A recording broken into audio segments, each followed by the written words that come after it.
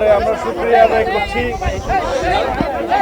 বাংলাদেশে বহুল প্রত্যাশিত জাতীয় সংসদ নির্বাচন শান্তিপূর্ণভাবে অনুষ্ঠিত হয়েছে এবং সুষ্ঠু নিরপেক্ষ একটা নির্বাচন অনুষ্ঠিত হয়েছে, যার জন্য সারা বিশ্ব অপেক্ষা করছিল, শুধু বাংলাদেশের মানুষ নয়।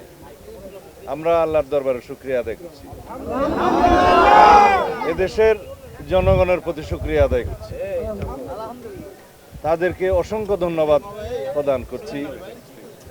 তারা ধৈর্য ধরে এই ত্রয়োদশ জাতীয় সংসদ নির্বাচনে অংশগ্রহণ করেছেন এবং ভোট প্রয়োগের পর ভোট পাহারা দিয়েছেন।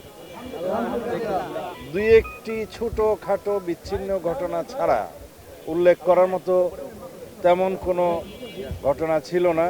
বলতে গেলে শতকরা শতভাগই শান্তিপূর্ণ নির্বাচন অনুষ্ঠিত হয়েছে। এই বিজয় আমাদের প্রত্যাশিত ছিল।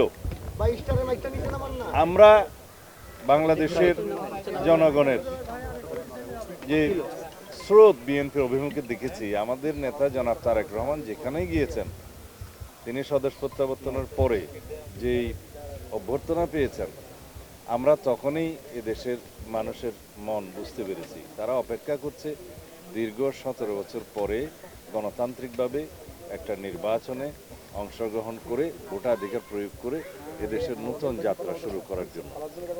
বাংলাদেশের গণতন্ত্রের, শক্তিশালী গণতন্ত্রের ভিত্তি রচনা শুরু হয়েছে। গণতান্ত্রিক যাত্রা অব্যাহত থাকবে ইনশাআল্লাহ। এদেশের সকল রাষ্ট্র কাঠামোর গণতান্ত্রিক সংস্কার এবং সংবিধানের কাঙ্ক্ষিত গণতান্ত্রিক সংস্কার করা হবে, যেটা আমাদের 31 দফার উদ্দেশ্য ছিল, লক্ষ্য ছিল, এবং তার ভিত্তিতে আমরা আমাদের ইশতেহার প্রণয়ন করেছি। ইতিমধ্যে জুলাই জাতীয় সনদ স্বাক্ষরিত হয়েছে, যার মধ্যে দিয়ে একটি রাজনৈতিক সমঝোতা হয়েছে। এটা একটি রাজনৈতিক সমঝোতার দলিল, তা অক্ষরে অক্ষরে পালন করা হবে। আমরা আশা করছি বাংলাদেশের এই জাতীয় সংসদ স্বাধীনতার পরে সবচাইতে বেশি আইন প্রণয়নকারী জাতীয় সংসদ হবে এবং সংবিধান সংশোধন করবে জন আকাঙ্ক্ষার ভিত্তিতে। আমাদের শহীদদের আকাঙ্ক্ষা অনুযায়ী, প্রত্যাশা অনুযায়ী, তরুণ প্রজন্মের প্রত্যাশা অনুযায়ী এই দেশকে আমরা মেধা নির্ভর, প্রযুক্তি নির্ভর এবং জ্ঞান নির্ভর রাষ্ট্র বিনির্মাণের জন্য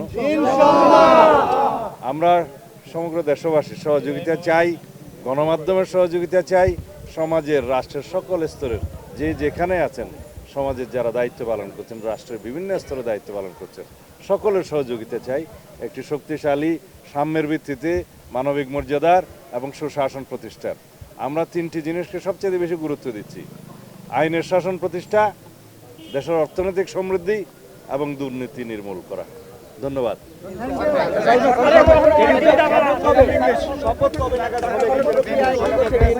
গুরুত্বপূর্ণ বিষয় হচ্ছে, আমরা আশা করছি আজকে বিকেলের মধ্যে নির্বাচন কমিশন আনুষ্ঠানিকভাবে গেজেট নোটিফিকেশনের মাধ্যমে ফলাফল ঘোষণা করবেন এবং তারপর থেকে ক্ষণ গণনা শুরু হবে সংসদ সদস্যদের শপথ নেয়ার বিষয়টি।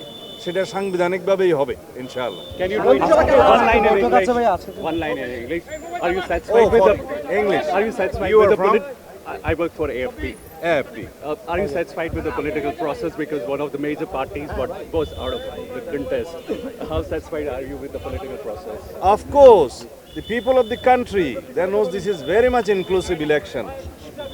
And if you like to mention the exclusion of Awami League and etc., people have rejected through the mass uprising in last August 2024, and they are being prosecuted. And also the investigation is going on as against the political party Awami League. This is under process. I hope the prosecution will file the allegations against the Awami League as party. One last question about extradition of Sheikh Hasina from India. Would you Oh yes, press? we always press for her extradition according to law. This is in between Foreign Ministry of Bangladesh and Foreign Ministry of India. We also ask the government of India to please send her back for facing the trial in our country. Thank you. সারাদিনে very much. ভারতের সাথে আপনার সম্পর্ক কেমন হবে সরকার গঠন করার পরে? ভারতের সাথে সম্পর্ক সহ আওয়ামী লীগের যে শেখ হাসিনা ওখানে আছেন, বিচার সেই বিষয়গুলো নিয়ে প্রক্রিয়াই বা- বিচার প্রক্রিয়াটা কি হবে? All neighboring countries and with all countries of the world, we need friendly relationship on the basis of the sovereign equality and dignity, and also on the basis of equality and mutual respect. Thank you.